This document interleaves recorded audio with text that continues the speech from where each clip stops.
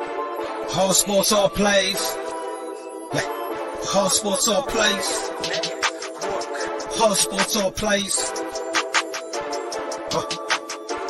365, we making a plays. You talking the game, get you to the days. We're high in the court, the dime in the lane. Variety topics living the same. All presentation, sports information. Hitting the airways, taking the nation. All sport, all plays, like working your faces. Grace up the field, so tie the laces. Whole sports all plays.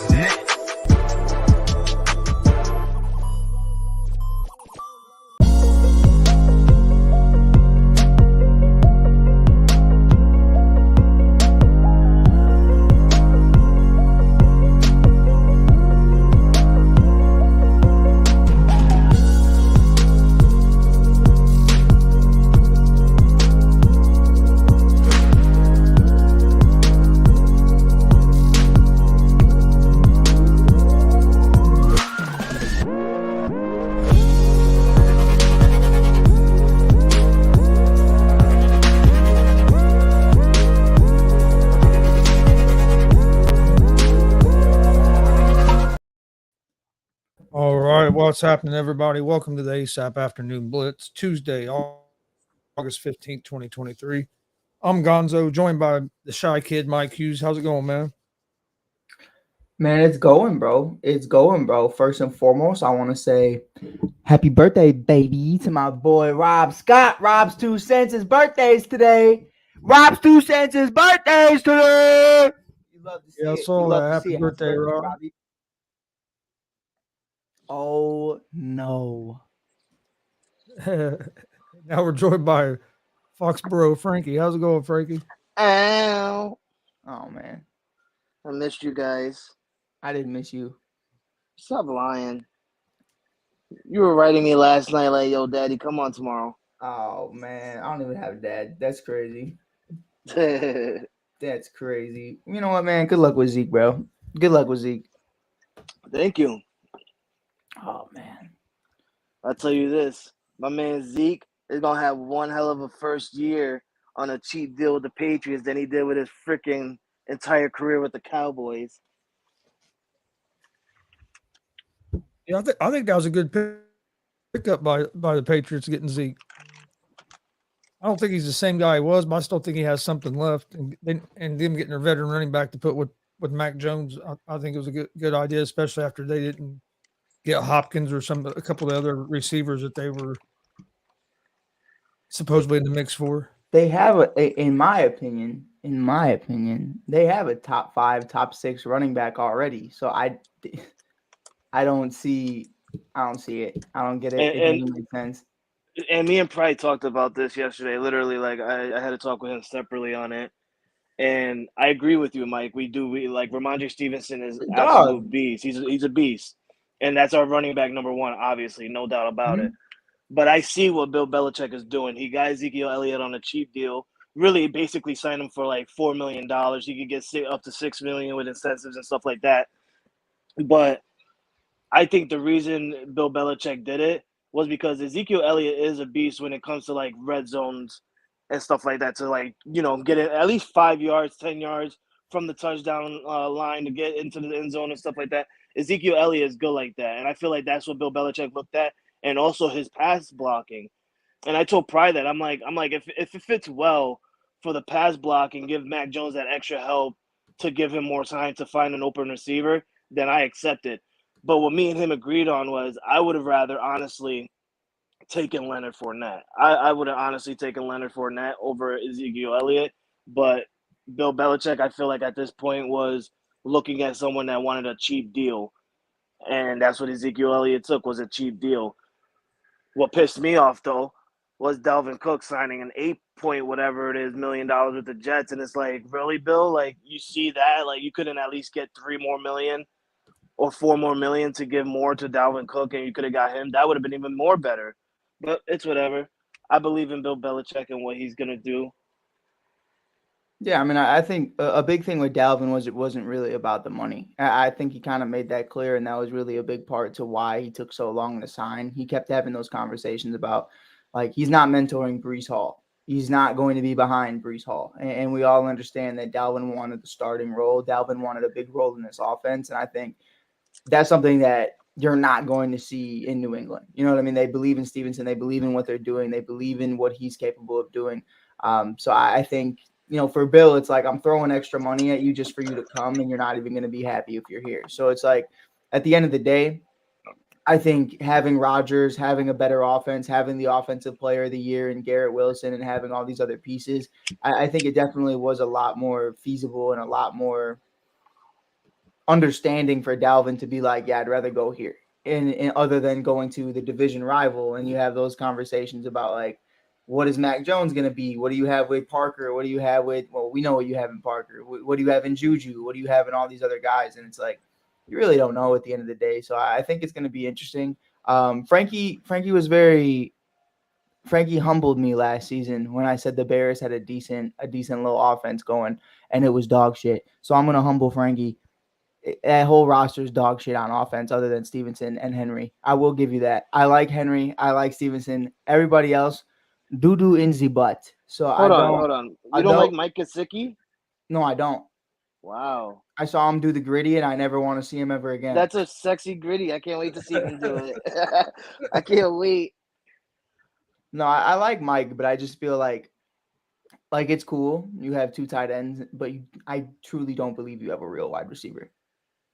And I feel that. I understand that.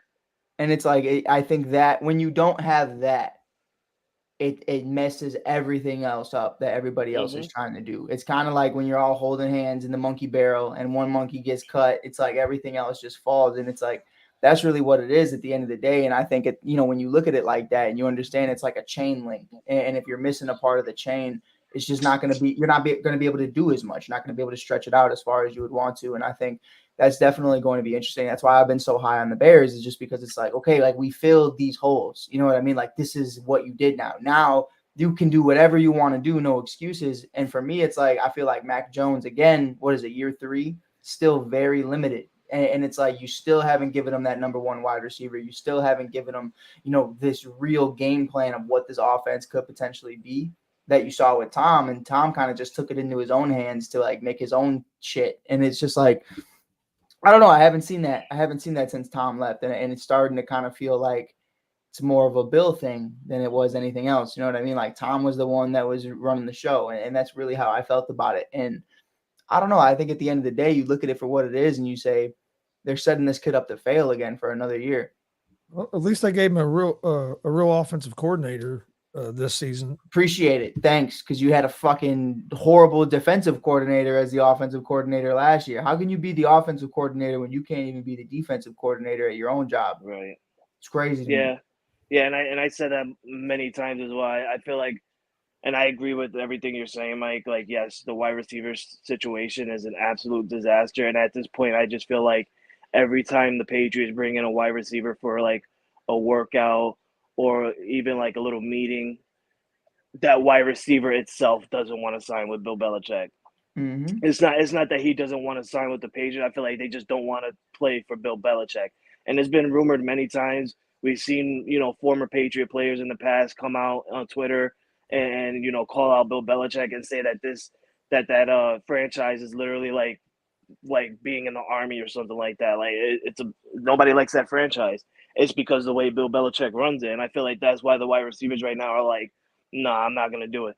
DeAndre Hopkins was nice enough to come and have a little visit. And the man was like, yeah, I'm not going to go. I'm going to wait for Tennessee. And he went over to Tennessee. So it happens. But I feel like the offensive coordinator situation is something a little better because on Mac Jones' rookie season, at that time, he didn't have a wide receiver 1 as well. He really didn't. There was no wide receiver 1 back in 2021 for Mac Jones. And he still had a decent year. I'm not going to say he had a great year. I'm not going to say he had a good year. He had a decent year. He went 10-6, went to the wild card, lost in the wild card, but he made many rookie records. I feel like him having an offensive coordinator, especially someone like Bill O'Brien, who's been in the system of New England, who knows Mac Jones a little bit well, I feel like that's going to, work out in favor for Mac Jones. But I haven't seen it yet. Obviously, preseason's here.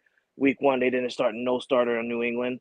So I can't, see how Mac Jones is going to do. Like, put the man out there and let me see at least 1 or 2 series out of Mac Jones so that way I know how it's going to look during the regular season. Like, when we saw Chicago and that quick, what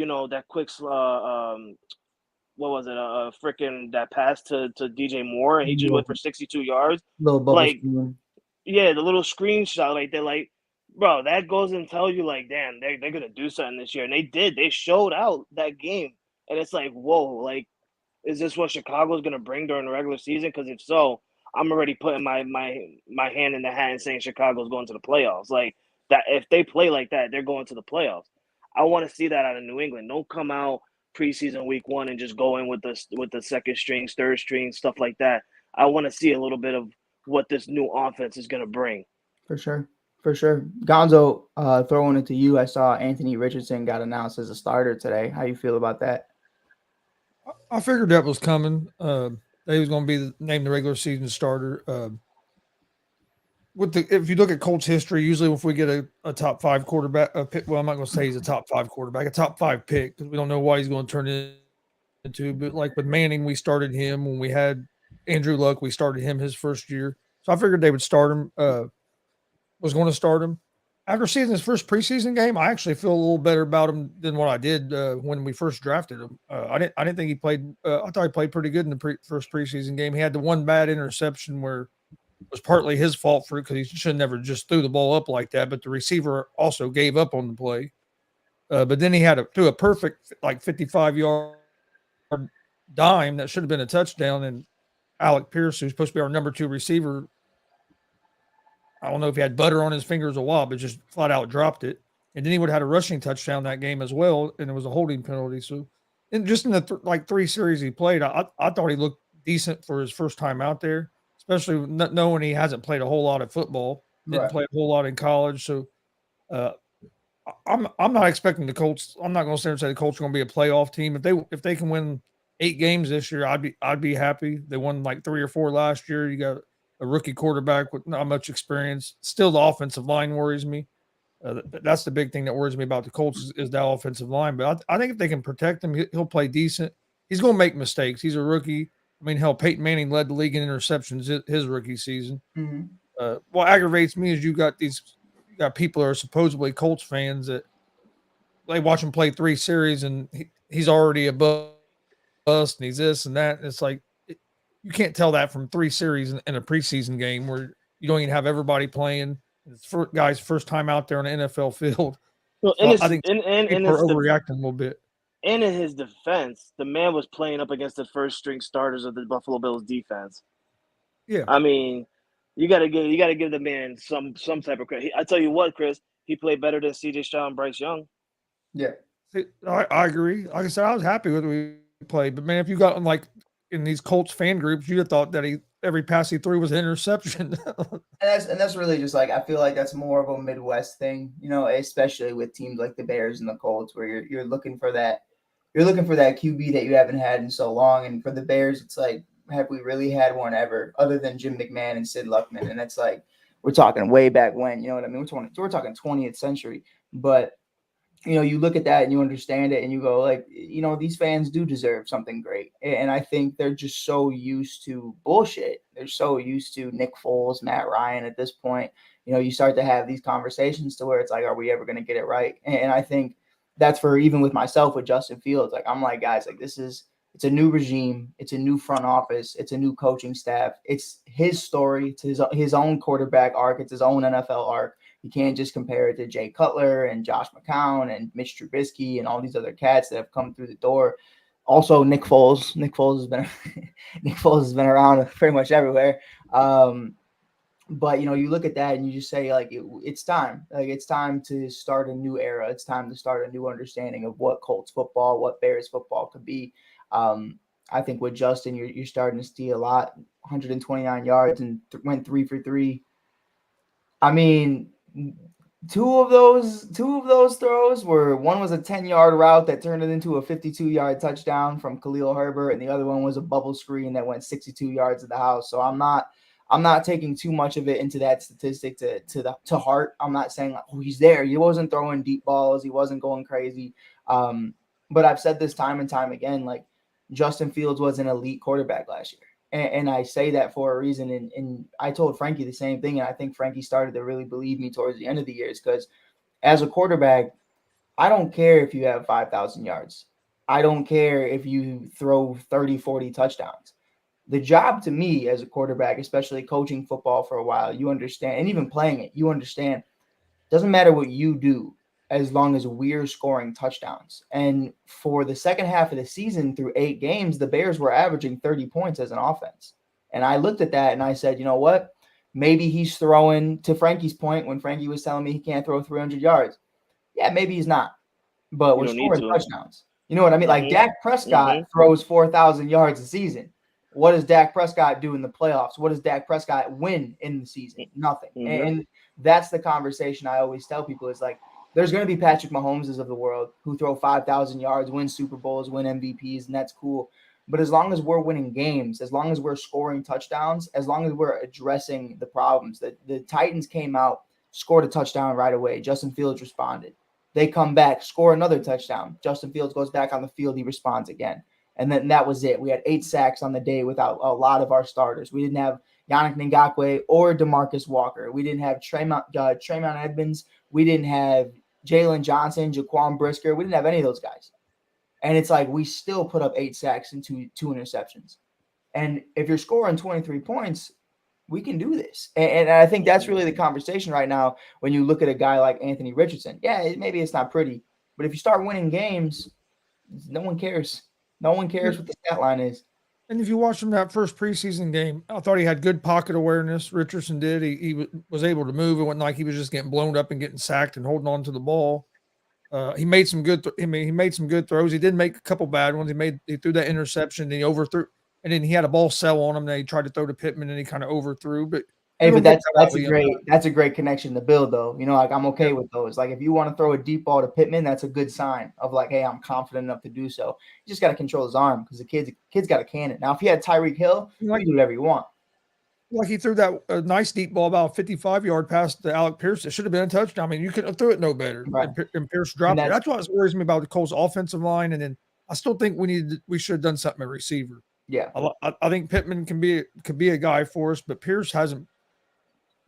He's a big guy and I like him, but he hasn't proved that he has the consistent hands. Right. He has a lot of drops. He dropped a lot of passes last year, and then you get in the first preseason game this year. I know it's only preseason, so you don't want to read too much into it. But then you drop a pass like that, and it's like, well, is this going to be the same as last year where you drop passes you should catch, and then you make difficult catches? Right. I used to really like you remember Frankie and I picked him up in fantasy actually. He was on the Colts. I don't know if he still is. Zach Pascal. I thought he was an absolute stud. I thought that kid was huge. Yep. He never really turned into anything, and I didn't know if it was because of more of the quarterback play or what, but I don't know if he's still on the roster, but I was expecting big things from him. I think him and Anthony Richardson would have been great together.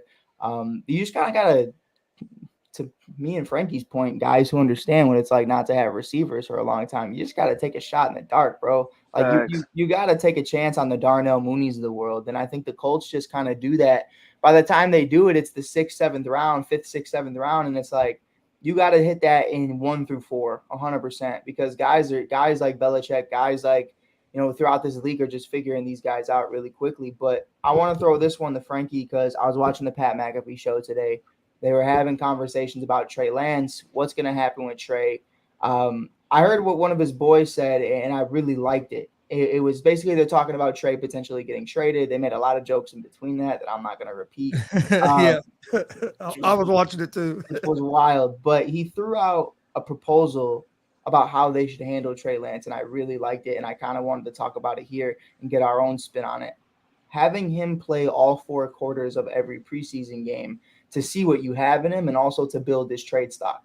I think you have that conversation of saying if he plays all 4 quarters or even just a half, I think you really get to see what you have in him versus Sam Darnold as a backup. Or let's say he balls out in all 4 quarters. Hey, this is 4 weeks of 4-quarter football, 4 complete games, 3-4 complete games.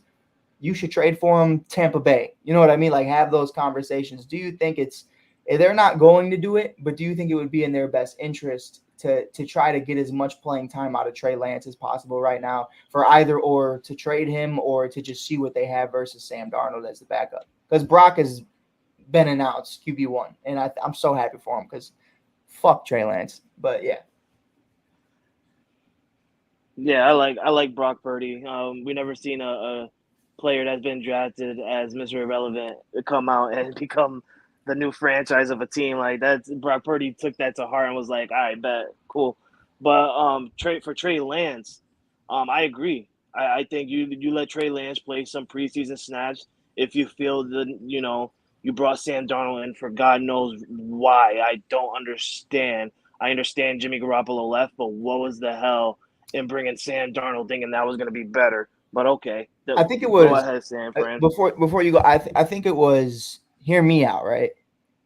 We're trading Brock or not Brock. We're trading Trey, and I think that was the idea. It was like, okay, well, we need a backup. We don't want a bum because we saw what happened. You got a bum, but like the least of bums. You know what I mean? Like Sam's a bum, but Sam can also do some things, and I think that's where you wanted to go with it. And I think understanding that, hey, Brock just broke his elbow, he just tore his UCL. You have to have those conversations of like, we need somebody here right now, and we don't think it's Trey. And I think they brought in Sam just to be like, hey, just be the backup, and we'll see what we have in Trey. And if Trey ends up doing well, then okay, oh well. But if Trey ends up being great, we could just trade him away. Yeah, I think they. But what if I agree with you, Mike. I was gonna say quickly, what if Trey does ball out? They play him all 4 quarters, or like you said, even a half, maybe even 3 quarters. And he balls out, looks phenomenal. Now you can put him on the trade block. You really can, and teams will look at him. Like Tampa Bay, like Carolina, because who knows how Bryce Young is. I honestly I don't think Bryce Young is going to be good at Carolina. I'll do you one better. You ready? You ready for it, Frankie?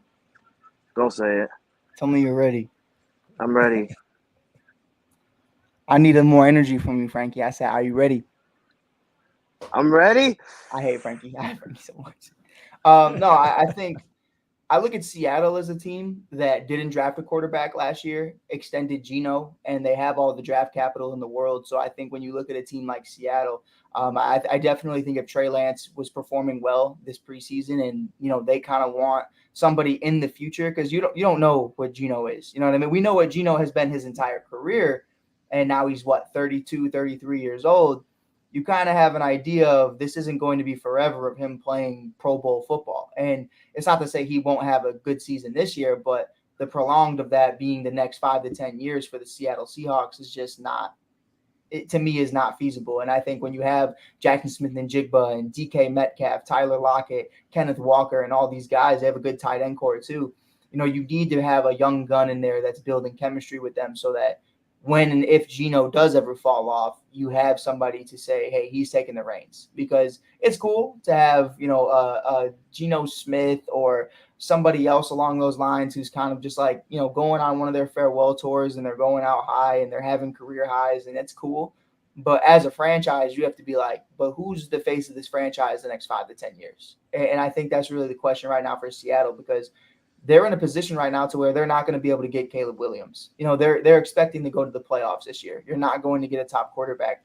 Then going into 2025, is Geno Smith going to be who Geno Smith should be? You know what I mean? Like it's at 35 years old when he hasn't done that his entire career. I think it's going to be really interesting to see what happens. So I think if I were the Seattle Seahawks and Trey Lance was performing well in preseason, I would definitely be interested in having conversations with the 49ers about a trade. Yeah, and I think that you're right. And like they were saying on McAfee, I would start Lance and play him 3-4 quarters every preseason game to try to build up trade value, because this is his third season in the NFL. You really haven't got to see much from him because of the injury. And after next year, you'll have to decide if you want to pick up his 5th-year option or not. Right. And you haven't seen him play, and you're going with Purdy as your guy, which I agree with. I think Purdy earned that from the way he played last year. And then you bring in Darnold. I agree with you. They brought him in as a backup, and they think in Shanahan's system that he can perform good enough to be a backup. So, I'd play him and try to trade up or build up his trade value, because right now, with him just sitting there and just playing a few series and getting sacked 4 times like he did the other night, I know his QBR was good, but hell, he should have had 2 interceptions. Right. I mean, if you watch that game, he didn't look good. I don't care what QBR says. Even Justin Fields, bro. It's like, you have a 158.3 QBR rating. Dude, you threw a bubble screen, a 10-yard route, and like a 15-yard pass. And it's like, I don't give a fuck about preseason QBR, bro, like at all. Like, what are we doing? But Frankie, I think Tampa Bay could be a team that could maybe be interested in him because I mean they got Baker and Trask. Baker and Trash, 100%. They're both trash, but it is what it is. But Frankie, how do you feel about that? Like, especially, I want to throw in another name into the hat just to get your opinion on it. When you have a team like the Dolphins, not really sure what you have in Tua. Do you think if Trey Lance performs really well, you'll see more teams, not just Seattle, not just all these other teams? Do you think Miami would be interested just because of everything that's happening with New England and the Jets and just everybody else? Nope. I don't see Miami, and the one reason why, and it's a beautiful name, and literally he caught my respect last year, and excuse my language, no effing, okay? I didn't want to curse, so I'm going to be polite here. No effing Jets player gets my respect, right? And it's the name of Mike White. I feel like that man literally, like, you give him some downs, like, he can do something for you. And now he's on a team. He was on a team last year. We seen what he did with Wilson and Davis. Like, we seen what he did. Now you're on Miami where you got Jalen Waddle, you got Tyreek Hill, like, you got all these top dogs. Like, you could do something with Miami. Tua, I'm not gonna give much on Tua. Tua is like, I don't know what's up with Tua, man. Like, that dude, too many concussions. So I mean, then again, if Tua does go down and he goes down out for the rest of the year, I mean, who's going to be Mike White's backup? So to go on that point as well, it could be a 50-50 for Miami. It honestly can. It really can. What about a team like the Saints? I know they got Derek Carr. But they just drafted they did just draft a kid though, didn't they? Yeah, they just draft somebody. Yeah. I know Ian Book didn't go very well, but I think they drafted another kid after that, didn't they? I'll have to text Jim. Jim knows more about it than I do. But did anybody think Ed Book was going to go really well? Isn't he from Notre Dame, right? Get the fuck out of here, bro. Hell no. The only good game Ian Book had was against the Clemson Tigers. Remember they were going into like overtime against Trevor Lawrence and company. Like I think it was Trevor. It was Trevor or DJ. I think it was DJ. It was actually the quarterback. I hate. Frankie knows. I scream Go Big Orange. I scream Tennessee Volunteers. But originally, I was a Clemson Tigers fan because of Trevor Lawrence, and I was like, you know what? After Trevor Lawrence leaves, I'll still rock out, see what's up, see how I feel. I like Dabo. Brought in DJ. I was like, I'm fucking out of here, bro. So I have no attachment to this place. It's trash, bro. The guy is trash. Now he's going to go to Oregon. Here's what's going to happen. I'm telling you right now. I'm painting the scene. He's going to go to Oregon, play in a weak division, play in a weak conference. He's going to throw 40 touchdowns, over 3,000 yards, and they're going to say he's going to be the number one of the top 3 quarterbacks taken out of this draft. And I'm going to be like, he couldn't hang in Clemson, though. He'll end up getting overdrafted because he had one good year at Oregon. No one wants to talk about He's going to be a Heisman. He's going to be a Heisman finalist. 100%. I'm excited. Not even a winner.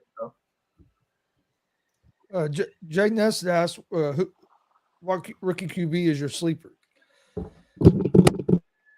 After what I seen, Anthony Richardson.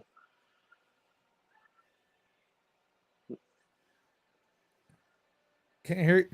You muted yourself. I dropped. Oh, that's what I said. I said I dropped my mic. Yeah, I mean, I'd have to take a look at it. Rookie quarterbacks. Oh no, I don't have to. I just thought about them. They just popped in my head, and that's how you know how bad of a class it was. Bryce Young, C.J. Stroud, Anthony Richardson. Will Levis. You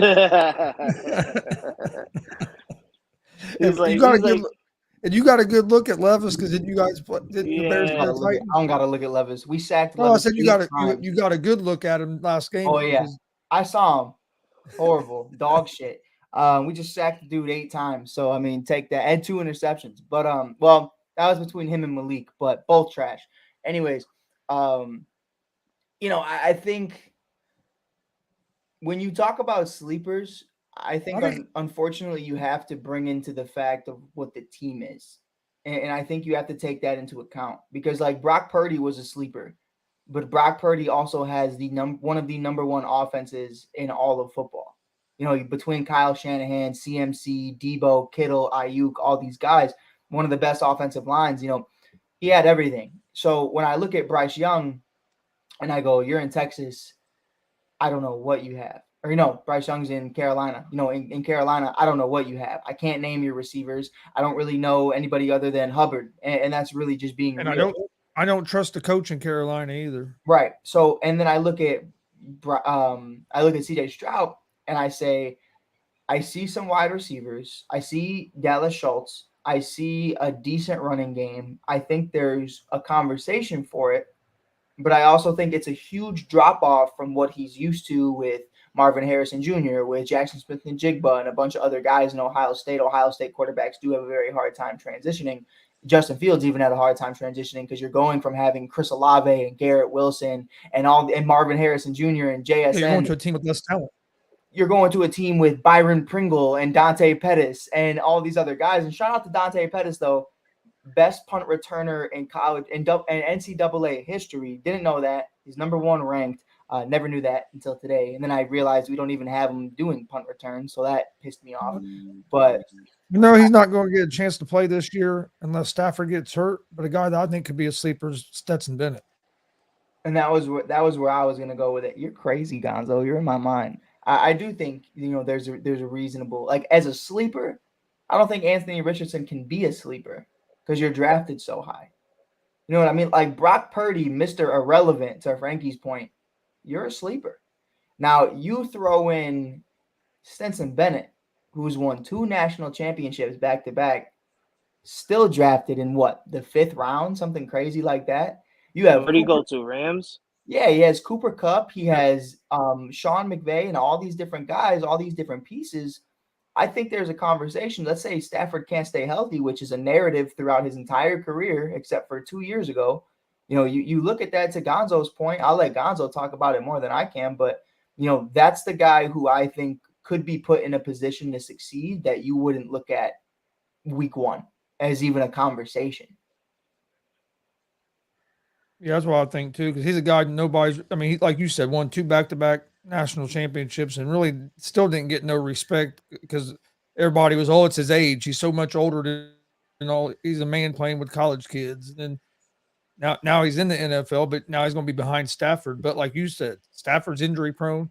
I think if he gets a chance with McVay, with Cooper Kupp, and the weapons they have there, I think he could have be a guy that can surprise people.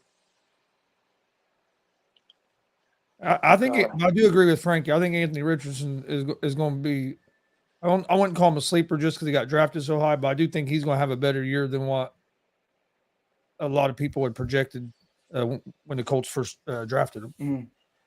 100%, dude. I just think at the end of the day, I can't say you're a sleeper if you were drafted in the first round, and it's tough. It's tough because it's unfair. Like if you're gonna tell me who do I think could be the best rookie quarterback, I think it's Anthony Richardson, 100%. Because I think 1, you're gonna get the reps to be able to do so. 2, you have a quarterback or a wide receiver that's not in year 1 or year 2. You have a viable wide receiver in Michael Pittman Jr. He's somebody who I wanted on the Bears, somebody Frankie wanted on the Patriots. We're never gonna lie and say Michael Pittman's not a good wide receiver. We all know what he can be. I think it's that conversation of you just got to put the pieces around him. You just got to. You could have a top running back as well, depending on what happens with that situation. Oh, that's over. You can stop that right there. That's not happening. That your owner made sure that's not happening. He said that clear as day. He said, "I'm not fucking paying you." That's crazy. Part of my language, but that's Frankie. Is that not exactly what he said?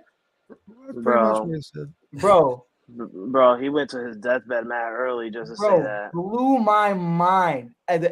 Like, I understand you don't want players to have leverage in this league. I understand it's become that, and you don't want, like, what are we looking at with James Harden right now with Daryl Morey and all these other things? Like Daryl Morey's James Harden's out here right now, like he's the devil running around. He's like one of those weird guys in the middle of downtown that has the sign that's like talking about the devil and shit. And they used to be best friends. They used to be best friends. He's the reason he wanted to go to Philly, and then now it's like he's the devil. And I think there's so much that goes into it, but I feel like, not to get off topic, but to that, we can talk about it later. I think James wanted somebody to join in Philly, and Daryl wasn't down. You know what I mean? I think he was like, hey, bring in Kyrie, bring in KD, bring in somebody. And he was like, no, that's not going. And he was like, oh, fine, fuck it then. I don't want to be here. But to that point, I think you look at that conversation about Jonathan Taylor and you look at what could potentially be, if it were to all get figured out, I think you have a solid squad.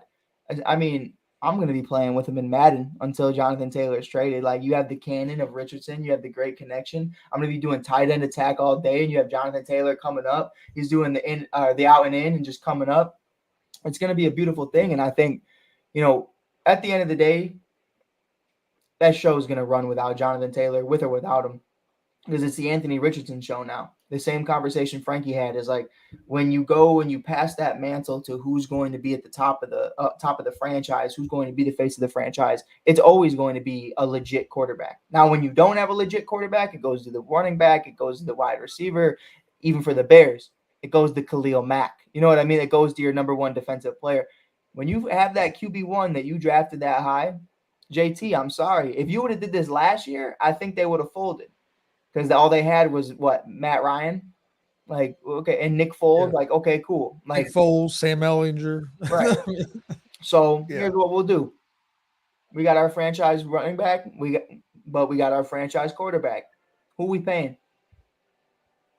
The fuck out of here. I think Taylor will be. Well, I think he'll be, if he plays this year, I think he'll play with the Colts. So let's see, sits out the season, because I don't see the Colts trading him.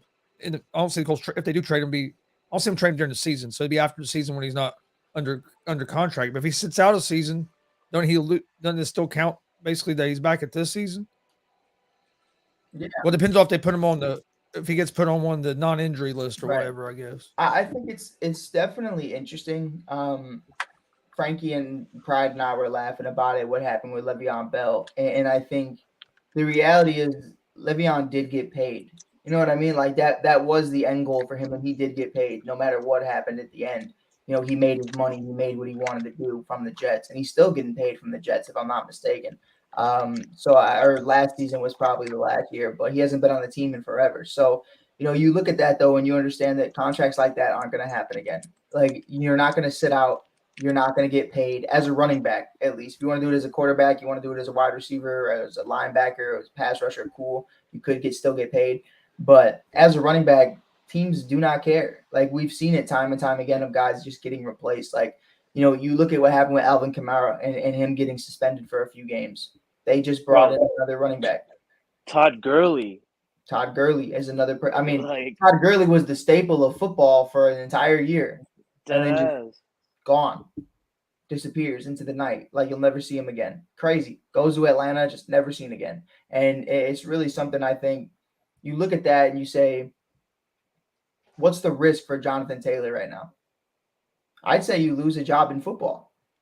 Yeah. That's the thing. It didn't make sense for me for him to do it this season, because he really don't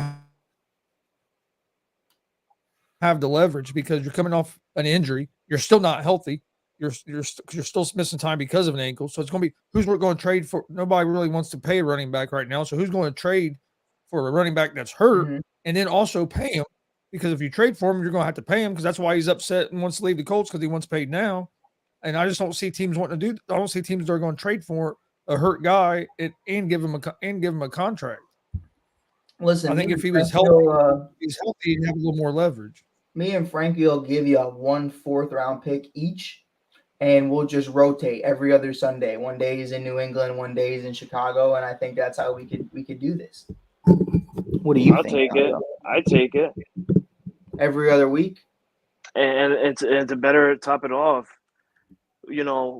we'll work out with the Bears and see if if we could get Jonathan Taylor during the Germany week, so that way he can go up against the Colts. Yeah, that's fine. We can work that out. I'm with it. Gonzo didn't even respond. He doesn't even want to talk about it. Real talk though. Honestly, I couldn't hear you guys. I was having an internet issue. It cut out, so I don't even know what you said. said. What we said was, me and Frankie, representing our organizations, we'll make you a deal right now. We'll both give you a 4th round pick from the Bears and the Pats, and we'll rotate. Jonathan Taylor will be every other week with the Bears and the Pats, and then when they go to Germany, I'll let Frankie have that week too. It's kind of like when you get custody of a kid. Have him that week so he can play against the Colts. Yeah, it's like custody of a kid, man. You know what I mean? Like, I can make it work. Whatever means something to you, Frankie. We'll talk about it. All right. That's who the Colts play in Germany is New England. So I guess that would work out all right. Yeah, 100%. But no, I think, man, I'm just happy we're back. I'm so happy we're back. I'm happy we're having these conversations, talking ball. 21 days, 22 days before the first regular season NFL game. Like, man, 12 days before college football. I'm hyped, bro. And college football is just something different, bro. I love college football so much. Frankie, don't tell nobody, all right? Don't tell nobody on the block. You promise? I promise. I might be switching teams again. I don't know. Well, with college football, you could do that. It really don't matter with college football. It's like, I love Tennessee. I love Randy Jowers. I love GBO, and I love all of it. And it's not because Hendon's gone. It's not because of anything else. It's really because it's like, I want to go to college football games. You know what I mean? Like, I want to enjoy them, and I want to be present. I want it to be a Midwest team. Unfortunately, the only team I have here is Northwestern, and they're going to try to. I was going to ask you, you gonna go Northwestern?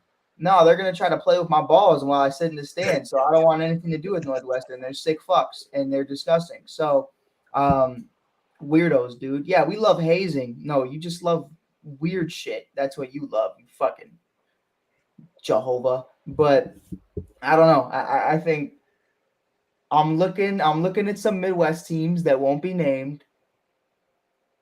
We're gonna get back with my agent and we're gonna have conversations. My agent is Frankie. But we're gonna see what happens. I also have to talk to my lawyer, Tony. Gotta talk to Tone Bone. He's one of the best college football guys I know. Kind of see where he's at with it. Michigan, Ohio State. There's a lot of different anywhere but Iowa. If you thought Northwestern was bad, Iowa is worse. Both Iowa State and University, both horrible. So yeah, I'm curious about it. I'm curious to see what's going to happen. Somebody in the comments said, what happened at Northwestern? A lot of bad things, a lot of bad illegal things. And,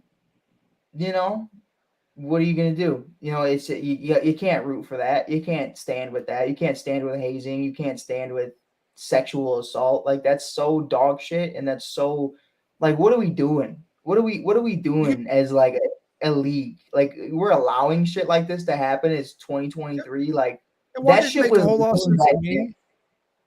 And what didn't make sense to me on that, Mike, is you get rid of the head coach, which he deserved to get rid of. I'm not saying he didn't. But you keep the rest of the staff. Good head coach. But you keep the rest of the staff. Nah, fuck that. They were behind him. They were behind him. Yeah, fuck that. No, they were behind him. They knew about it. You can't tell me not everybody in that room understood what was going on. That's what I'm saying. The whole staff should have been gone and started all over. Okay. I thought you were saying keep the staff. Why did you? No, they did. That's what I'm saying. They kept the staff. Is what I'm saying. They should have got rid of the staff. Yeah, no, it made no sense. Why fire the head coach if you're keeping everybody else? Like the Chicago Blackhawks, part of the problem as well. I'm gonna keep that energy. I'm gonna keep the same energy. I'm gonna definitely understand like that. My shit stinks too, in the sense of the Chicago Blackhawks. I love the Chicago Blackhawks. I root for them. Man, 3 Stanley Cups in 6 years. That's amazing. But during those 6 years, there was an individual who was getting sexually assaulted and hazed by one of the coaching staff, and they all knew about it. The ownership knew about it. Everybody from top to bottom knew about it. They just didn't want to talk about it because we were on a Stanley Cup run. And to say it's understandable is just sick. Oh yeah, we get it. You got a lot going on. Nah, fuck that. Yeah. Like, that's weird as fuck. You're weird as fuck for even letting that fly. And I think I do have a different stance on like when you're a grown man versus when you're a kid. I think it's two very different conversations on how you need to vocally speak up about that. But even as a 20-year-old, you're still a young man. You know, this is your opportunity in the NHL. This is your opportunity in professional sports. So I definitely also see the side of like, you don't know what to do, and it's tragic. And I think you have to look at that and say, why I loved what the Blackhawks did was because it was like, okay, cool. Joe Quenneville gone, Rocky gone, all these other guys, Stan Bowman and company gone, everybody gone. Everybody from top to bottom that was a part of that is now gone. Even Jonathan Toews and Patrick Kane now, they've just left on their own. But like, it's a whole new regime, it's a whole new era. They owned it. You know what I mean? They owned it, and they understood like that shit was fucked up, and we got away with it for almost a decade of it not being brought up. But for Northwestern to be like, yeah, we'll just cut off the head of the snake, but we'll leave the body. And it's like, the body can become the head again very easily. And I think when you have those conversations and you say that this is what's being allowed, like, you have to remember this person hired all these people. Not to say they're all the same person, but who's to say they're not buddy? You know what I mean? Who's to say they weren't all behind it? And I think that's kind of the way you have to go about it. Not to turn it into a whole little rant about hazing, but like, that shit was lame back in the day. That shit was lame when it was the 20th century, the 21st century, the 19th, whatever. Like, that shit's always been weird. That shit's weird as fuck to me, that you want to play with somebody's ass and you say it's a joke. Like, I will punch you in your shit. Like, I'm not even kidding. And I've said that. Frankie knows. I tell him all the time when I played lacrosse for a pro league. And it's like, you had those conversations where I'm the only kid from Chicago. I'm playing with all these little rich kids. Fuck those kids. I felt like Spencer James from All American, bro. Like, those kids, I did not relate with them. And they tried, they tried like not hazing, but like bullying, and they try to belittle you. And it's like, dude, I will knock you the fuck out. And that's really how I feel about it. And I know we're getting off topic, but like, a team, your team, what it's supposed to be, like, you got to build camaraderie. You got to build a brand that, it's us versus everybody else. Instead, I see Anthony Davis with his ass crack out in Kentucky. And it's the weirdest video of ever, if you've ever seen it. Frankie knows what I'm talking about. But, you see that video of Anthony Davis in college, and it's like, y'all are weird. This is weird. Like, that's not normal behavior. That's not a normal thing that you should be doing. You just stripped a man down butt naked in a locker room after a game, and it's like, for what? Weird in New Orleans. Weirder in New Orleans too. Orleans. It was wild.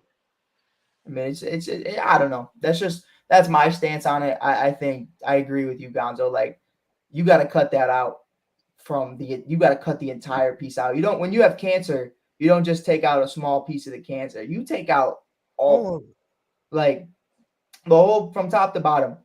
Somebody expressed how they felt about this. Everybody knew about it, and everybody said nothing. So, what are we doing? Like, we're just gonna take the scapegoat and take the head coach out of it. Like, that's what we're doing. You could switch over to Illinois as your football team, being the Big Ten team. I'd rather not. I've watched a lot of Illinois football. You could. Hey, I'm an IU fan, and that's like, hey, that's just as bad in football. We haven't been good for a while, but it's no. But in college, I'm an IU fan, but I think in college, kind of like what you were saying earlier, I root for players more, right? Than I kind of do like teams. Like in NFL, I'm a Colts fan, but like in college, like Tennessee, I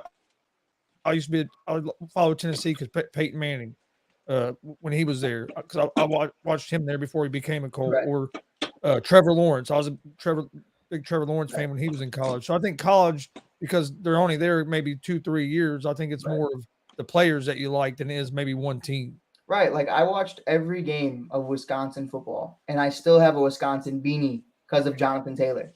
And that's just what it is. I watched every single snap of Justin Fields. I'm not an Ohio State fan, but I loved every single snap of Justin Fields at Ohio State. Trevor Lawrence, I've been watching him and Fields together since I was like 15. We're the same age, so it was always cool.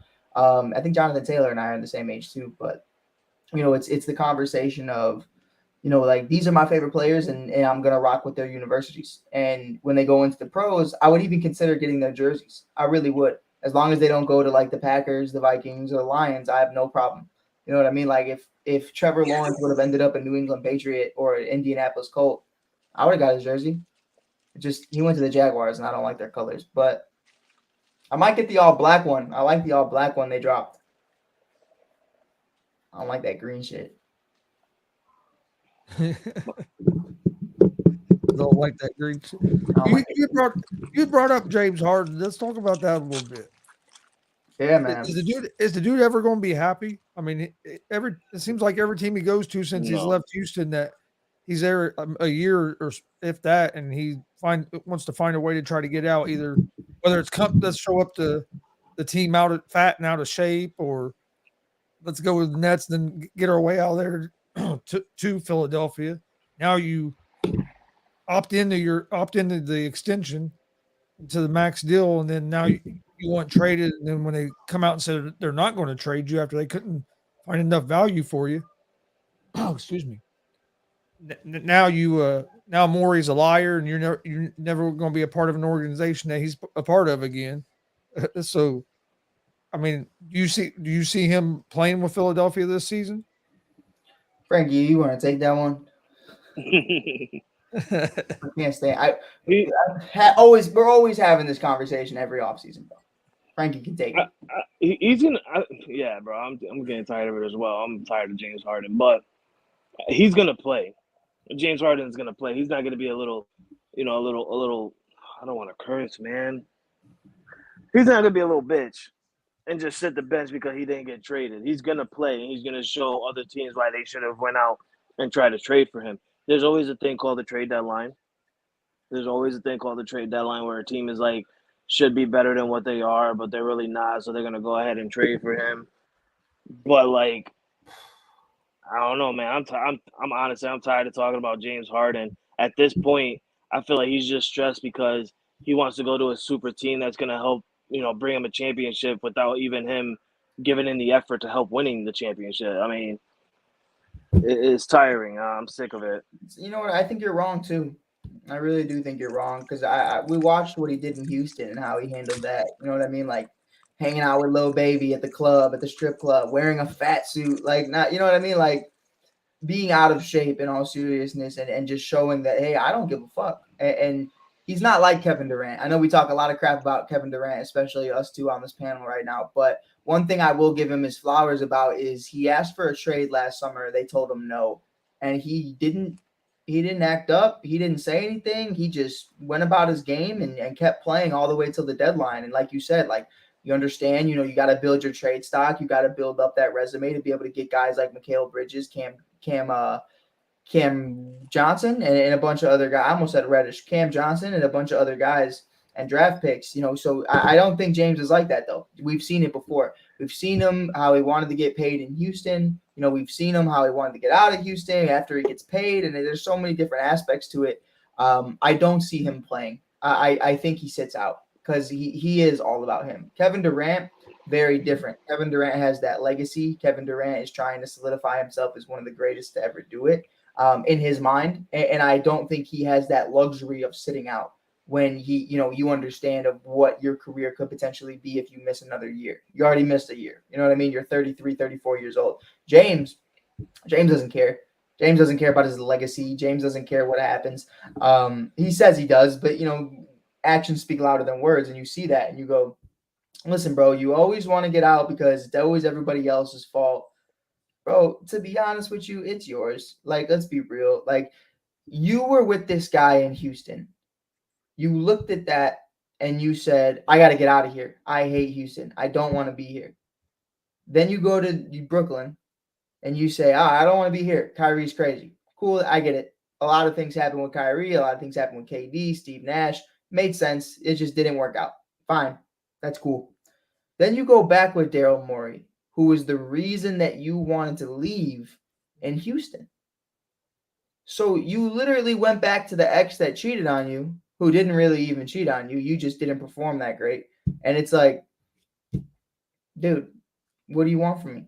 Like, you went back and now you're mad again. And at the end of the day, the person who had 13 fucking points or less than 10 points in a fucking final game of the season, you and Embiid couldn't combine for 30 points.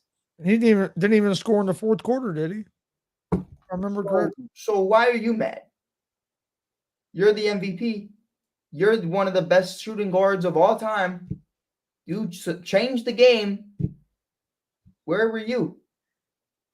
I get Embiid didn't show up either, but it's like, you're going to sit here and blame Morey because you couldn't fucking shoot? Because you didn't even want to shoot?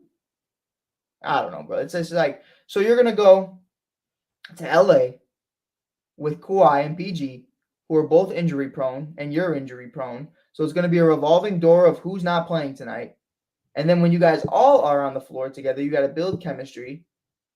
We know how PG is in the playoffs. Like, and how James is in the playoffs. You know what I mean? Like, so, like, it's just like, bro, like, what are we doing? What are we doing? Like, it doesn't make sense. It's like everywhere you go, there's a problem. I don't see that with Dame.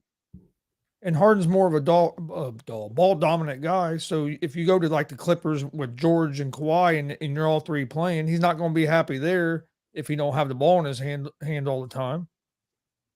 Yeah, I'm over it, bro. I know we're supposed to talk about it, but like, if you have something, Gonzo, me and Frankie have nothing else to say, because if you want to check out how me and Frankie feel about it, you can probably go to this day 2 years ago, 3 years ago, 4 years ago. Yeah, it's been the conversation for the last 3-4 years. You're right. I mean, like, I'm over it. I'm so done with this guy, man. Like, it also stems from somebody telling me that James Harden is better than Dwayne Wade, and I've never liked James Harden ever since. So, fuck him. Hall of Famer, Dwayne Wade. You'll love to see it.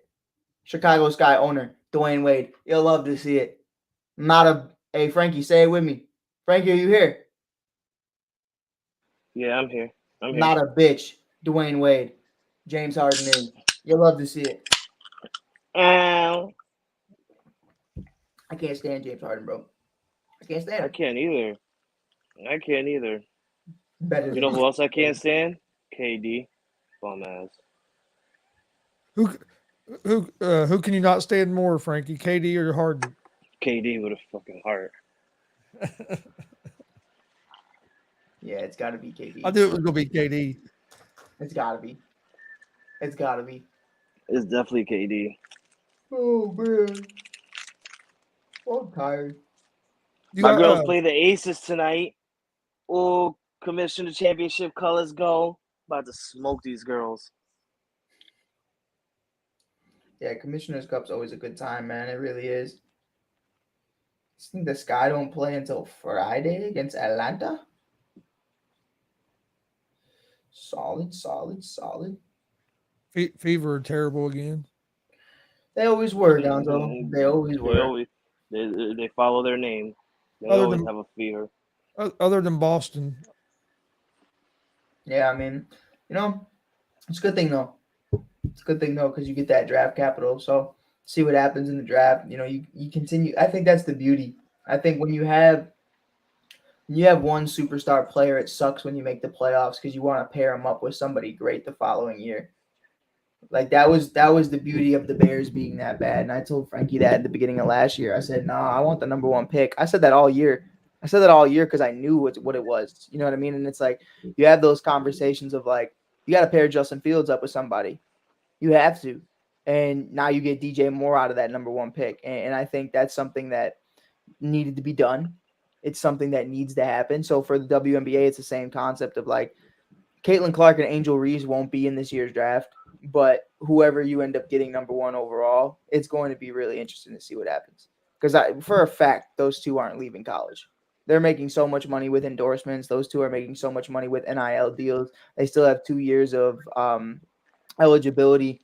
They're making 10 times more than they're ever going to make in the WNBA, and I think it would be a disservice to both of them if they were to leave right now. And I think, I think they're both making over at least $1 million right now, yearly, and over NILs and endorsements and sponsorships, all that shit. And you look at that and you say, it sucks for Gonzo because it's like you're the worst team in the league this year, and you're supposed to get Angel Reese or Caitlin Clark, and they say they're staying in school, and it's like that. It's tough, but whoever's next up on the board, whether it's Haley or somebody else, like I think you'll be in good hands.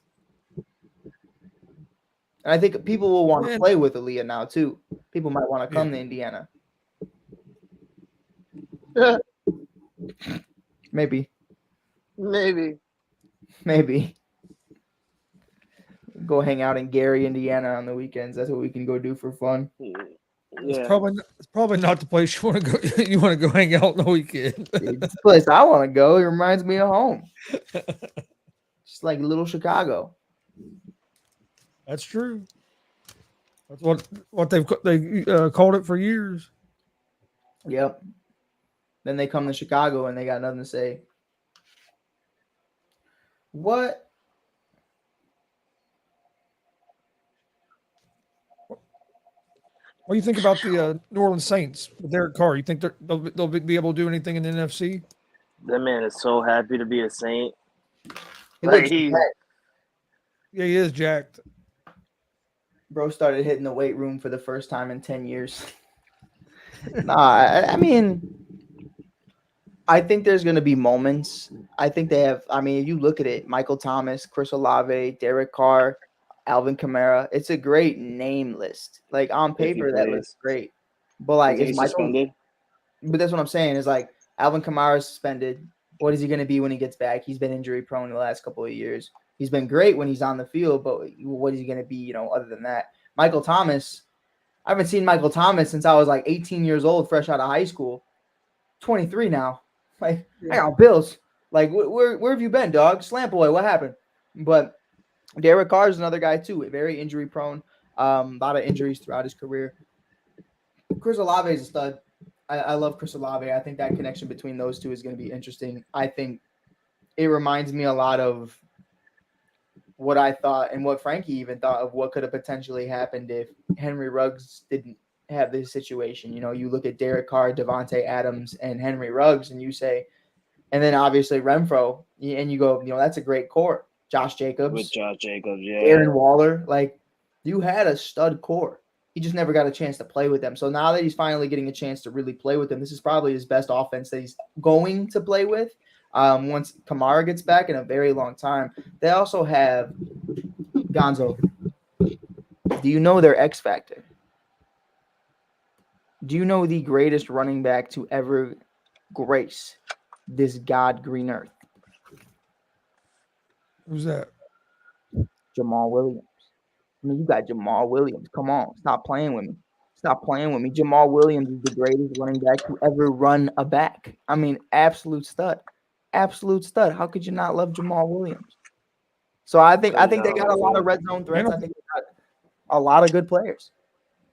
And I think the Saints defense has a chance to be one of the best defenses Carr has had Oh, without a doubt. in his Without a career. The too. Saints, So and I think it- that could be a big key and- to it. And that's the thing, Chris. That's the thing that I like about the Saints is they had a good defense when they had Sean Payton. After Sean Payton left, basically retired, quote unquote retired, and you know went to do his analyst shit. The Saints, whoever coached the Saints, kept that defense at flow. They know that that's the one thing that's good about the Saints is defense. I like the fact that you get a new head coach and you continue to stay on that path of defense because sometimes when you get a new coach, something always slips. Either offense slips or defense slips. And with the Saints, it was the offense that slipped. They had good games, they did, but they slipped and they kept up with their defense. And now I feel like this year they actually, if Michael Thomas could stay healthy, man, if he could stay healthy. I think that's the key. I agree. I think that's the key. I think Michael Thomas needs to stay healthy, and I think Kamara is a big key too if he can stay healthy when he comes back. Yeah, But definitely or Thomas, even see because what you he have brings Thomas back. and Olave out there at the same time. Them two can really feed off each other. Because real talk, Alvin Kamara, he's suspended 3 games by the commissioner? I think so. He's suspended 3 games. So take that 3 games. He was what? He was injured most of the last season, or he was injured the entire season last year, right? So that's like what, a year and a half of not playing. No, he played last year? Yeah. He didn't get hurt last year. I think he did, but he played a lot. If I'm I not don't know, mistaken. man. He had Alvin him- Kamara, had though, him he's not changed looking a like little bit. he's not looking like the running back that he did when he first came into the league. I thought he had 6 touchdowns in a single game last year. Stop that. If he did, it's probably all from the 1 yard line. I know Thomas Straight up didn't all play from the hardly 1 at all yard line. last year. No, I he can't didn't. That was a couple remember. years ago. Sorry. He had 897 yards and 2 touchdowns last year and 223 attempts. 2 touchdowns last year? Just 2 touchdowns? That's what it Jeez. says. Jeez. God. Jonathan Taylor had more touchdowns than him. And he only played like what, 2 games? Hold on. Bro, I was mad at Jonathan Taylor, which is why I'm not on his side for getting money this year. Really not. Yeah, I was you really you pissed. drafted him last year. I drafted him number 1 overall, thinking he remember was that. gonna be a beast. And the man gets hurt in week 2. Messed up my entire fantasy. I drafted Nick Chubb and Frankie laughed at me. I still laugh. Got him. I still laugh. Best running back in football. So I don't want to hear it. Oh my God! Why you're the second person that told me that, bro? It's Nick Chubb. I know the fact. I know. It's Nick Chubb. I'm gonna say my boy's name. Jay McLovin on Unscripted said we had like a little like fantasy football thing, like where what should you do? Like Chris was there, Yeah. and he went out and he said, if you get the number 1 overall pick and you want to go and get a running back, get Nick Chubb. He's the best running back in football. I said, are you crazy? You're putting Nick Chubb over Saquon Barkley and Christian McCaffrey? Yes. Oh my God. Yes. Can I hear why? Can Nick I please Chubb get an is explanation? a dynamic running back. He's a dynamic force, and he actually was top 5 in fantasy last year, and he was the number 1 running back in fantasy last year, and he has been absolutely incredible. You still look at the Browns, and you look at their wide receivers. Frankie, can you name 2 wide receivers on the Browns right now? Nah. Can you name 1? Oh, Amari Cooper. Okay, and he's injured. You know what I mean? And it's like, so when you look at that and you go, okay, it's still going to be a very run-first offense. His offensive line is still built to stop the run or to help the run and run protection. So I don't see Deshaun Watson slinging fucking 4,000 yards this season. He could, but I don't see it just because of the roster that you have around him. Nick Chubb can catch the football. Nick Chubb can rush the football. He can throw the football. We've seen him throw the football. I mean, he's doing everything. And I think Cleveland is running on a Jim Brown-led offense that is Nick Chubb. And I think right now you're starting to see that. And I think right now you're starting to see him emerge as that number 1 back. And he could be the next big domino that wants to get paid sometime very soon. I just think he's the number 1 running back in the game. Now, there is a conversation about Robinson. I think Bijan Robinson is an interesting one, kind of like a sleeper. Some people are saying it's going to be an immediate impact and that this kid's going to be one of the great ones. And you want to take a chance on him? I would. I wouldn't number 1 overall. But first round, I definitely would. Like I have the 10th pick, and you know how fantasy works, and like you can do keeper rounds. So yeah. I have the 10th pick, and I could either keep or I could do something else. A lot of people are keeping. So Justin Jefferson's gone, Nick Chubb is gone, CMC's gone, all these guys are gone. I said, fuck it. I'm keeping Kelsey. I kept Kelsey at 10. I think at 10, that's a good place. I would have done the same shit. I would have done the same thing. And I told Jay that because he was, we were trying to explain to him like. We both told Jay that about Kelsey. Yeah. Yeah, like a tight end to like the, what was he saying, 5th round? He said take a tight end around the 3rd or 4th round. No. I said, bro, you're not gonna find a good top tight end in the 3rd or 4th round. No. I'm like realistically, 5 of the best running backs is gonna go top 5. Right. After that, yes, you can go wide receiver if you like. I wouldn't, in my opinion, I really wouldn't. What I would do is I will go and pick up a tight end like Travis Kelce, like Mark Andrews. Like you got to get those guys off the board quickly because if you don't, somebody behind you is gonna get them. Right. Like that. It's just that simple. Right. Because those are like you want to get those tight ends that are gonna get you those high ass numbers. Travis Kelce and Mark Andrews are literally the only 2 right now that can do that for you. And I look at Juju being in New England now. Hey, bro, All they got is Tony and Kelsey in Kansas City. And I don't think I'm not throwing shade at Kansas City saying they're going to be bad. I think you're just going to see a lot of targets for Travis Kelsey with Patrick Mahomes. I think it's going to be, if they can stay healthy, I think that's going to be their best season together ever statistically, because I mean, he has nobody else to really throw to. He will, of course he will. He will make plays with other guys, but I think the primary target, the primary piece of that offense right now outside of Patrick Mahomes is Travis Kelsey. Especially in the red zone as well. Yeah. He's always a big prime red zone target. Right. And there's let's be real. Kansas City's never in the goddamn red zone. Patrick Mahomes be getting touchdowns from the 40-yard line. There's never a red zone. There's a lot more depth at the wide receiver position than there is tight end position. So you got to get your top tight end early, because if not, you're going to end up with on the weaker side of the tight ends. What's so beneficial for guys like us watching college football, like my first year I won a championship. I was in 3 leagues. I was horrible in 2, and I won a championship in the other. It was the first 2 times I drafted, I didn't know what I was doing. That third time I won a chip. I didn't have running backs. I always told Frankie this. I was laughing. My team went 7-7. We were the wild card spot, and I won a fucking chip because my rookie wide receivers were my only wide receivers I had. It was Jamar Chase and Jalen Waddle. It was like 2021.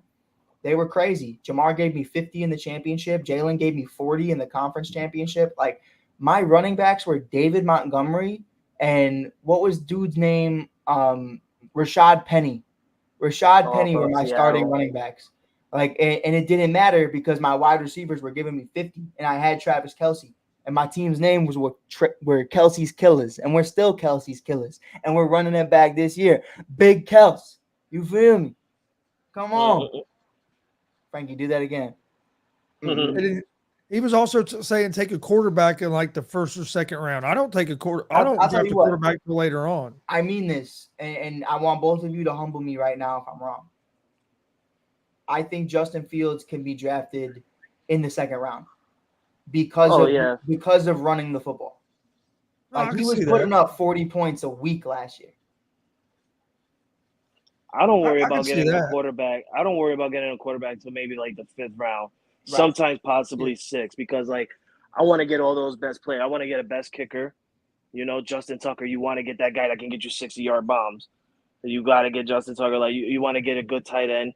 You want to get that good flex. I mean, if you're not in a league with so many people, like let's say you're in a league with 12 total, you can literally go like round 3 to the last round to get any like wide receiver, basically, if you wanted to, because there's so many good wide receivers out there. If you want to get the best, you want to get them early, go ahead, you can. But like you can, I feel like all the wide receivers don't get you much points. The realistic points where you get is tight end, quarterback, and running back. Those are the 3 major things you want to look at real early. But like I want to get all the quarterback. I don't give a damn about the quarterback. If I got a good tight end, I got good receivers, I got a good running back, I don't care what the quarterback's going to bring me on points. At the end of the day, a quarterback should bring you at least under 20. If he has an amazing game, over 20. If he's having a freaking fantastic game and like his QBR is like freaking 150, he better be bringing you 50 points. Like, that you'll have those moments and stuff like that. Right. So I'm not really worried about a quarterback real early in the fantasy draft. Right. I think there's those anomalies, though. I think Jalen Hurts. I think Justin Fields. I think Lamar Jacksons of the world. The guys who are going to be kind of running backs and quarterback type stats. They're kind of hybrid. Or even getting rushing touchdowns, even from the 5-yard line. Yeah, I get it. It's definitely worth it. Even a guy like Anthony Richardson, I'm not saying this year, but I think he could be one of them guys, a quarterback, because of his running ability. That could be a guy that could be. Oh, shut the fuck! No, I'm kidding. I think so. I do think so too. I want Bill Belichick to give Malik Cunningham some opportunity. I'm glad you mentioned him. I wanted your thoughts on that. He caught my eye on week 1 preseason. Like, that man ran in. He juked the man and broke his ankle. I was like, oh my God. Put him in. 2nd string right now. The hell is that man, Bailey Zappi? And I heard he's been getting a lot more of the first team reps. He's been getting a lot of reps. And I just got news literally like at the start of the show that everybody in the New England right now is really like stepping up for Malik. They like Malik. They like what he brings. This is like a tall quarterback who got good legs, who can run the ball well and throw the ball as well. And he's undrafted at that. We quickly got him right after the draft was over. So I mean, I like what he brings. And after all the news that I'm hearing out, I wouldn't be surprised if this man is even starting against Green Bay in preseason week 2. Right. I think he should start. I mean, if you want to throw in Bailey Zappi, go right ahead, give him a couple series, whatever. But Malik Cunningham should be coming in right after him. 100%, bro. And he was an I really undrafted like free him. agent, correct? Yeah, he was the first. He was the first guy we grabbed right after the draft was over. Listen, bro. I want to go on Omegle. Why do you think he didn't get drafted? Did he have a bad year at Louisville in college, or was he just known for running in college and not really being able to throw the ball? Well, I feel like Stuff to go undrafted, bro. It is. But realistically, like nobody even talked about him prior to the draft. Like I don't feel like it's because of his numbers at Louisville or anything like that. Everybody was mainly focused on everyone else, like Anthony Richardson or C.J. Stroud, Bryce Young, hell, even freaking Will Levis. Like Will Levis was getting known for what reason? Who knows? I'm so glad the Colts didn't draft Will Levis. Dude, I told you I wouldn't talk to you for a while if it happened. I told you I would leave you alone. I was like, Gonzo needs a break from shows. Gonzo needs a break from everything. Give that man 2 weeks off if they draft Will Levis, bro, because we had so much fun during our draft party watch along. Like literally, like because Chris had the first one and all the other three, like the other 2 quarterbacks went. We're over there jumping on Chris like, yo, you about to get Will Levis right here. And Chris is like, I swear to God, if we get Will Levis, I swear I'm getting off this show. I'm not watching Colts football. I'm done. And I'm just like, yo, you gonna get Will Levis? Time coming down, you getting Will. Then it'll go freaking my team, and then Chris will come at me like, yeah, you're gonna get Will Levis, huh? See, all the news about Mac Jones. Let's look at it for what it is, man. I mean, sometimes I feel like general managers fall into the hype of the fans. And I think sometimes they also watch Mel Kiper's 50 list. You know, you also watch, his draft boards, and you start to believe in the stock, and you start to believe in all these facades that are being these smoke and mirrors of what these guys are. Like Ryan Pace was the same way. Mitch Trubisky has an average season as a senior, first year ever starting at North Carolina as a Tar Heel, bro. Not even at Ohio State, not even at Alabama or Georgia or anywhere like that. At fucking North Carolina. Yeah. And has a great pro day, has a great combine. They're comparing him to Aaron Rodgers. And, you fall for it. You take a sip of the Kool-Aid. And now, you're taking Mitch Trubisky. You're trading up to the number 2 overall pick. Here I am thinking Deshaun Watson. Here I am thinking maybe the Mahomes kid. Here I am thinking, hey, let's talk about TJ Watt, Christian McCaffrey, Jamal Adams, one of these guys, somebody. Cooper Kupp. Mitch Trubisky. And with the 2nd overall pick. Bro, what? And I watched Mitch Trubisky a lot because I was a North Carolina fan at the time, just because of Michael Jordan, and that was the only reason. I wasn't into college football. From that aspect. And then Trevor Lawrence on the rise started to come around the same time, and I was like, oh, this is dope. And then so that was my transition very quickly. Once Trevor took over, I was like, I'm rocking with Clemson. But it's definitely something to where also North Carolina football was so ass. But and just think what the Bears could have maybe looked like if they would have took like Watson. Yeah, I've said this. I think it would have ended the same. Him moving on to the Browns, and obviously it would have been a big scandal that Frankie wouldn't have let me live down. So I'm happy it didn't happen. But I will say in 2018, I think they win the Super Bowl. I really do. I think you look at that team being 12-4, one of the best defenses throughout the last 5 years. 5-6 years. And I think you look at that and you say, with Deshaun Watson at the helm, Matt Nagy was coach of the year. You look at number 1 defense, Khalil Mack and company, like Deshaun Watson would have been that difference. And I think they just would have been, even Patrick Mahomes, you would have had that conversation. And we've talked about this about Zach Wilson and Trey Lance. And, you passed up on Justin Fields, Mac Jones, Brock Purdy, a bunch of other guys. And it's because of this hype of a kid from North Dakota State in Trey Lance. And it's like, what are we doing?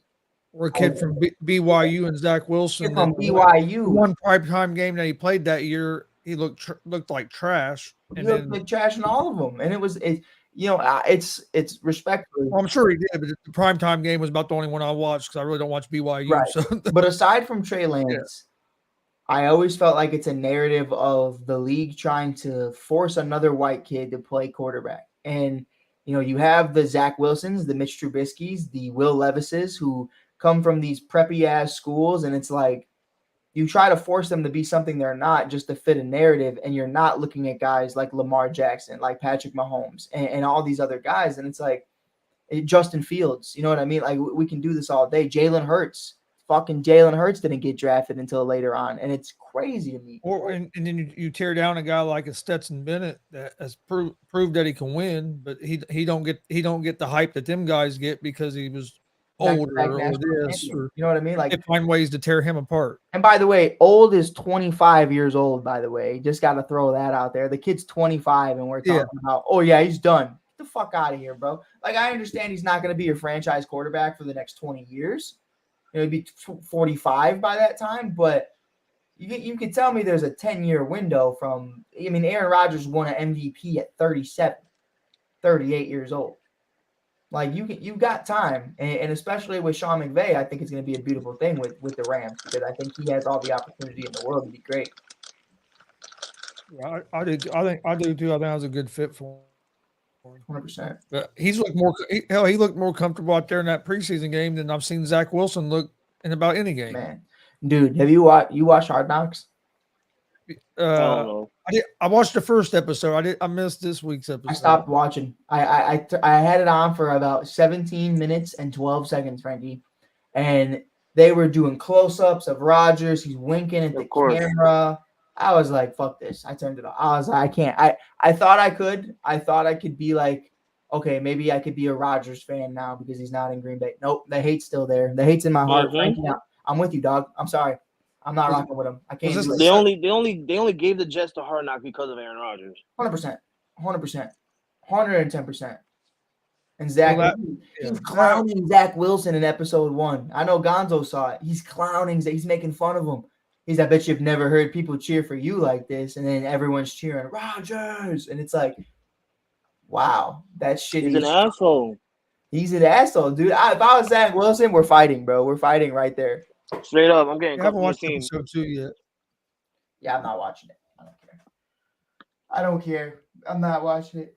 I did finish the quarterback series. I really liked it. I thought that was real good. I thought the ending was weird, bro. I mean, Mariota was just like, all right, bye. He lost his job, and he was like, yeah I'm done. I was like, all right. I didn't realize, though, at the end, though, it was cool. I didn't even realize he's the backup quarterback of Philly now. I think that's pretty cool. I think he has an opportunity there to kind of do something if something happens to Jalen Hurts. It's a very similar offense. I think it's dope. I really do. I think that was a good move. I didn't even remember that. That was like, so there were so many things going on around that time for free agency that like I didn't realize he was with Philadelphia either. Yeah. I just thought he was out. I thought he was out of the league. I thought he was too. I was like, oh, I guess that's it. That's all she wrote, but I'm happy for him. I wonder who they're going to get this year for that quarterback. I've been hearing a lot of Joe Burrow. I've been hearing Joe Burrow is a big one that they're trying to get. They asked Justin Fields if he would do it. He said no, it's a distraction, which I think he'll do it later on in his career. But I think with the hype that is this year, I think he's just trying to stay locked in and keep that out. Also, for a younger guy, I think that's a good decision. Yeah, like the Bears don't rock with that shit anyways. Like they don't like the Bears didn't even want to do Hard Knocks. The Bears have never done Hard Knocks. They're one of the only teams that haven't. And I think that's definitely something that, we just stop. Get the fuck out of here. Like Bill Belichick. No, this year they couldn't get nobody to do Hard Knocks. Nobody would do it. And then it starts problems. I think it really does start problems, man. I mean, you can't do what you want to do. You can't say what you want to say because you can't you can't say these play designs out loud. You know what I mean? And it's like, it's cool for the fans. Don't get it twisted. But as an athlete, as a coach, you have to be like, this is fucking stupid. Yeah, you always got to watch what you say, watch what you do. Could you imagine if ASAP did Hard Knocks and they followed me and Frankie around every day? Don't do that. You're not gonna want that. Not pretty. We be ASAP be canceled pretty quick. Be canceled. I like that. Like all these guys do is smoke weed all day. Well, That's what we do. so we don't do it here. Don't fucking follow us home. I don't tell you. Yeah, that's true. I bet you and like when you're on Hard Knocks, not only you got to watch what you say, but like it just has that uncomfortable feeling. Because the guys can't just be their self at training camp. You always have to be on high alert. So something that don't come out that shouldn't. I thought the quarterback thing was cool. I got something for you right now. Yo, Aaron, I went to the city last night. Fuck this bitch. See, exactly, stuff like that. You can't say stuff like that. Now, I did see the little smoke thing between him and Garrett Wilson. I thought it was kind of cool, but I will give him that. But I think like take it like this, right? So you walk up to Zach Wilson and you make a little joke saying it's just you and him. You're Aaron Rodgers. You say, hey, I bet you've never seen this many fans cheering for you. Just like to humble him, to make sure he understands, like, you know what I mean? Like, this is who I am. You can learn from me. Now that's on public TV. Now the whole world saw that. If I'm Zach Wilson, I'm like, that's embarrassing. I'm like, now I feel some type of way towards Aaron. You know what I mean? Like you have those interactions and you're like, yeah, you're like, what the fuck? Like now everybody thinks I'm some raggedy ass backup quarterback who is just gonna sit down and say yes, sir. Like that's how you would feel. And I think it starts problems. It definitely does start problems for some guys. Like you remember when who was on it? It was it was Antonio Brown with the Raiders. And it was like you're watching that and you're like, this is horrible. They showed his feet all froze up for when he went in that cryo chamber thing. Yeah, and it's like this is horrible for the team. This makes the team look so bad. Like it can go either way. I think there's times that they look good. Like the Cowboys one, I will give the Cowboys that. The Cowboys one looked good. You know, the guys were complimenting each other. The guys felt good. But again, that's a set-in team. Zeke and Dak. For the real bags home bums. I mean, yeah, they're not good football players, but like, you know what I mean? Like there wasn't a lot going on the team that was like conflicting. The only thing you really had was Zeke's contract, and they figured that out pretty quickly. And with this, it's like Aaron versus Zach, and you know all these other things with AB versus Gruden and the Raiders and all this other shit. And it's like, man, bro, like we don't need this right now, bro. Real talk though, Zach deserves this because once they went out and got Aaron Rodgers, he went out and said, "I'm gonna make his life live in hell." But he deserves it. 100% he does, but I think as a team, I'd be like, yeah, we don't need this public. You know what I mean? Like, I think it goes over better when it's just the team that's hearing the stuff, not the public. Like you can humble him with the team and not embarrass him to the world. You know what I mean? Like that starts a whole different conversation. That's when Zach Wilson's going to demand a trade, and then you have to remind him that nobody wants Zach Wilson, and it's going to be like, you can leave, we'll cut you. But we're not trading. You're not going to get nothing value for it. No, we ain't getting nothing for that man. They aren't getting nothing for that man. I just saw Logan. Logan just popped up on my people you may know. I just added Logan. Happy birthday, Rob Scott. All right. Well, do you guys have anything else before we get out of here for today? That's all I got. Happy birthday, Rob Scott. My dog. Frankie, you have anything? No. Yankees suck. I'm ready for football. Okay. Done moved on from baseball. But I moved on from baseball back in like May. That's what I'm saying. It'd be like that. Cubs are going. Reds haven't been playing good since the trade deadline, but hopefully we can get back going. I think we've only won 3 games since August 1st. You like that, baby? You like that? Let's go, Cubbies. Come on, baby. Come on, baby. We got the Tigers, the Pirates, the Royals, and the White Sox up next. The Brewers, who are in first place, have the Dodgers and the Rangers. Hey, Frankie, talk to me in 2 weeks, baby. See how far we All are. that matters to me is I want to see the Brewers fall, and then the Reds and Cubs can battle it out for the division and the wild card. We just need to see. I just want the Cubs in the playoffs. That's all I want. I want the Cubs in the playoffs. I had that prediction since winter break. I'm ready for it. I do have a final thought, actually. At what point, not to say he is the MVP, Ronald Acuna Jr., clear-cut MVP in the National League. I think that's fair, right? I think it's fair. Him and Freddie Freeman are running with it. But at what point does Cody Bellinger join that conversation? Like, you're Gold Glover at first base, you're a Gold Glover in center field, you're batting over 315, you have over 20 home runs on the year.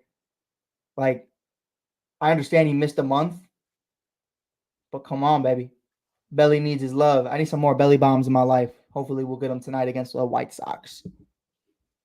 I can see that. And I also think Spencer Steer for the Reds should be being mentioned more for in the Rookie of the Year conversation. 100%. And also, I'm going to throw in another Cub because fuck it. It's my final thought.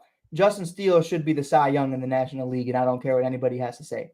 Like, it's fucking wild that he doesn't. He has the lowest ERA in the National League. He has the most wins in the National League. He is an absolute fucking stud. He is the man of steel. And it just don't talk about him because it's his first really good year. And I think that's fucked up. It's fucked up. I agree. But no, we appreciate everybody watching. We'll be back tomorrow right around 1 o'clock with another episode of the ASAP Afternoon Blitz. Make sure you check out ASAP Sports Network on Facebook, YouTube, Twitch, Instagram, Amazon, Roku, Apple. You can find them about everywhere. We'll be back tomorrow right around 1 o'clock. Hope everybody has a great day. Also, join me here in about 15, 20 minutes for Easy Money, a sports betting show. Oh, yes. My picks were 4-1 yesterday and 6-0 on Friday. So I've been on a roll the last couple of days. I fucked me hard. Yo, what the fuck? Oh, get him out of here, bro. All right, we'll see you guys tomorrow at 1 o'clock. Have a great day. All sports, all plays. All sports, all plays. All sports, all plays. 365, we making a place. We talking the game, get you to the days. We're high in the court, the dime in the lane. Variety topics, living the same. All presentation, sports information. Hitting the airways, taking the nation. All sport, all plays, like working your faces. Grace at the field, so tie the laces. All sports, all plays.